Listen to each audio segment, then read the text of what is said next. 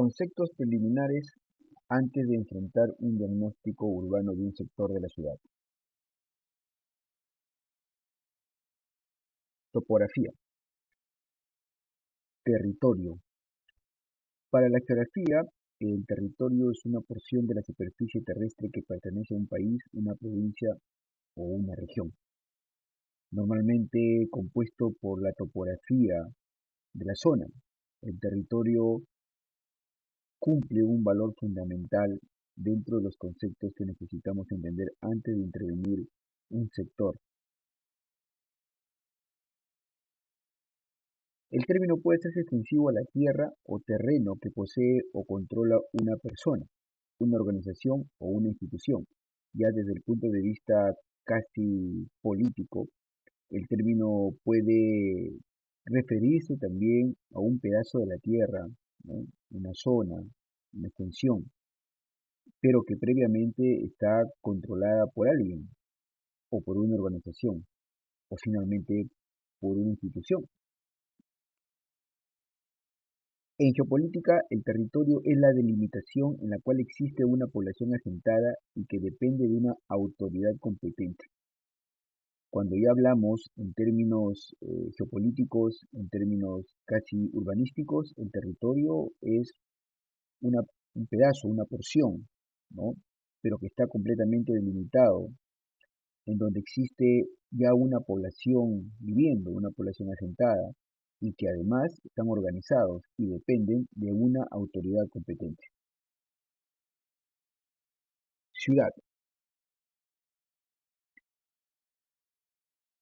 Se entiende como ciudad terminológicamente aquella área urbana que ostenta una alta densidad poblacional y en la cual predominan fundamentalmente los servicios y las industrias, oponiéndose ciertamente a las actividades de tipo agrícola que se realizan predominantemente en las regiones rurales, ¿no? Ciudad es ya un asentamiento, ¿no? Ciudad es una porción del territorio que está completamente delimitado y que posee también conceptos geopolíticos. No hay una definición precisa, ¿no?, para este término, pero de acuerdo a la Conferencia Europea de la Estadística de Praga, por ejemplo, una ciudad es una aglomeración de más de 5.000 habitantes, en donde menos del 25% de la población se dedica a la agricultura. Este parece ser uno de los factores predominantes para determinar qué cosa es ciudad, en donde la población es importante, el usuario es importante, y en donde la cantidad de elementos o de paisaje natural, si queremos llamarle desde el punto de vista la agricultura como actividad económica, es muy baja, ¿no? Un 25% solo de agricultura dentro de un territorio, estaríamos hablando entonces de un concepto ya de ciudad. Una ciudad es una comunidad de asentamiento, ¿no? Socialmente, desde el punto de vista sociológico, es una comunidad asentada sobre una porción del territorio, organizada debidamente, ¿no?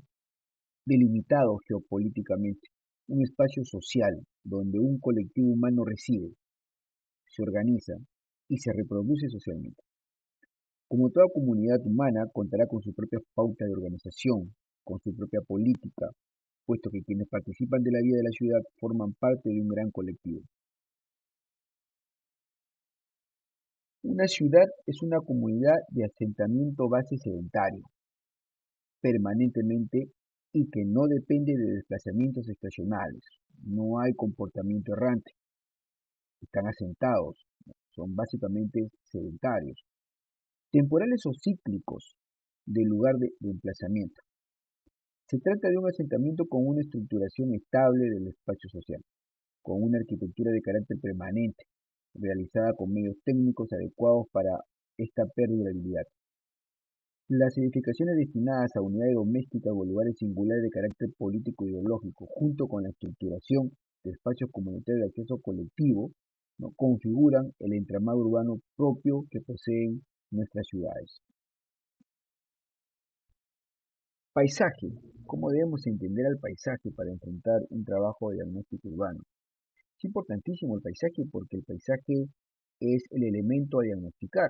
Básicamente en un diagnóstico, en un sector de la ciudad, lo que vamos a analizar es cómo está conformado ese paisaje.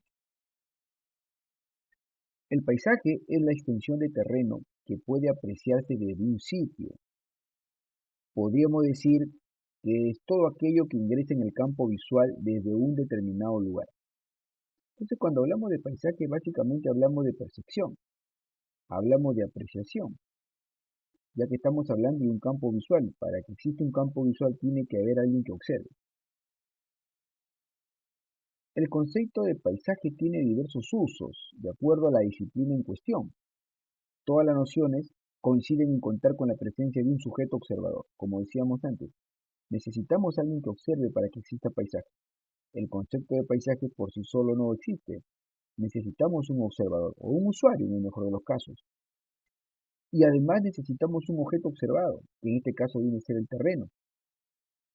En esta confluencia de que alguien observa el terreno, se gesta en la mente del quien observa el concepto de paisaje. El paisaje está formado por las características naturales del entorno y por la influencia humana, las construcciones, la contaminación, etc.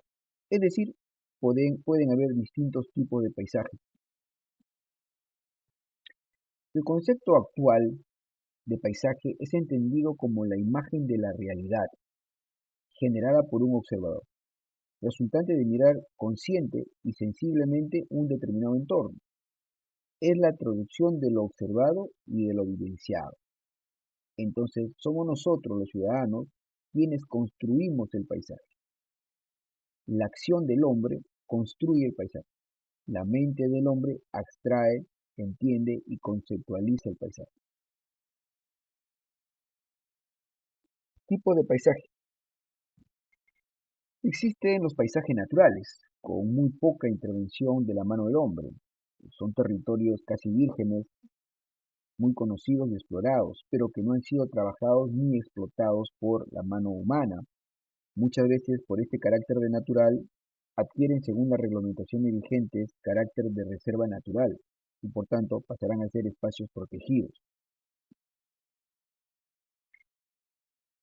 El otro paisaje importante que convive de manera paralela con el natural es el paisaje cultural, el cual es transformado desde un paisaje natural por un grupo cultural.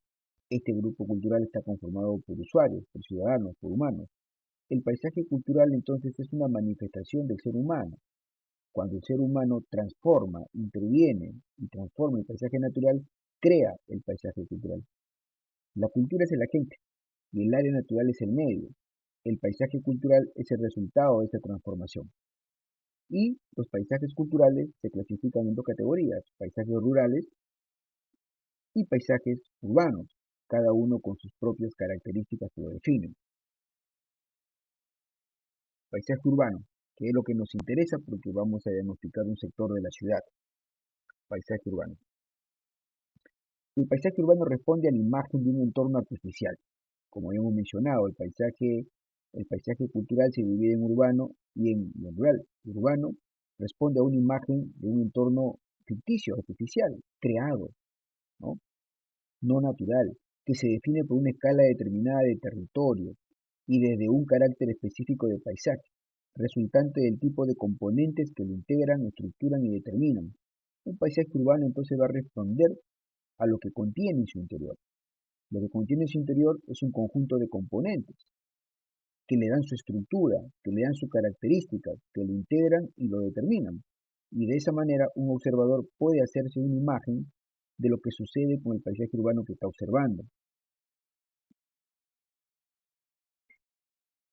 El paisaje urbano es una construcción colectiva, no es una construcción individual, en la que intervienen múltiples actores de diversos ámbitos, con intereses y posibilidades variadas. Es la conjugación de habitantes, construcciones, espacio público y naturaleza incluida dentro de la ciudad, que se manifiesta de manera tangible y también de manera intangible. Lo tangible podemos verlo, podemos observarlo, podemos tocarlo. Lo intangible no, pero también forma parte de ese colectivo porque las personas, los usuarios que forman parte de este paisaje urbano, poseen pensamientos, cuestiones intangibles, modo de vida, costumbres, manifestaciones culturales que forman parte de todo el paisaje urbano.